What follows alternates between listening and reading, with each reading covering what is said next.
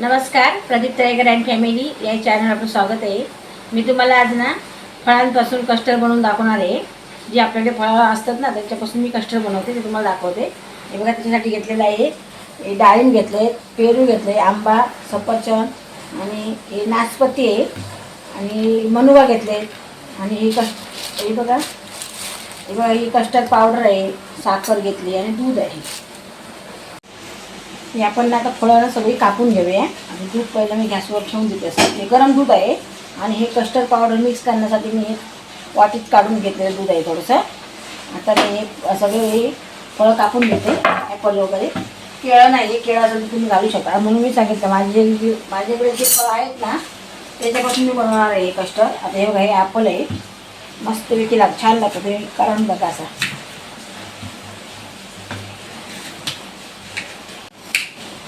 असे बारीक करायचे, एवढे करायचे बारीक, जेवढे तुम्हाला लागतील असे यानुसार करायचे. बिया काढून टाकायच्या ॲपलमधल्या.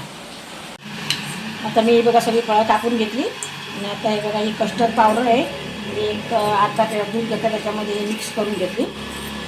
मस्त होतं आहे आपल्याला, करून बघा तुम्ही असं.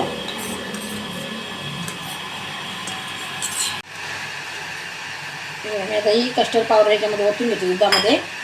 आता हे मिक्स करून घेते. आता याच्यानंतर मी साखर टाकते. आता हे मस्तपैकी एवढं घट्ट झालेलं आहे. आता मी गॅस बंद केली बघा. आता हे थंड झाल्यानंतर मी फळं टाकणार याच्यामध्ये. एक नंबर कस्टर्ड होतं बघा. तुम्ही सगळं तुमच्या घरी फळं वगैरे असली ना असं बनवायचं आहे, मस्त एक नंबर लागतं कस्टर्ड. मी आता सगळी फळं टाकून घेते. आंबा पण टाकते. एक नंबर होते बघा कस्टर्ड. तुम्ही एक भारी फळांपासून बनवलेला कस्टर्ड आणि डाळिंब पण टाकून देते.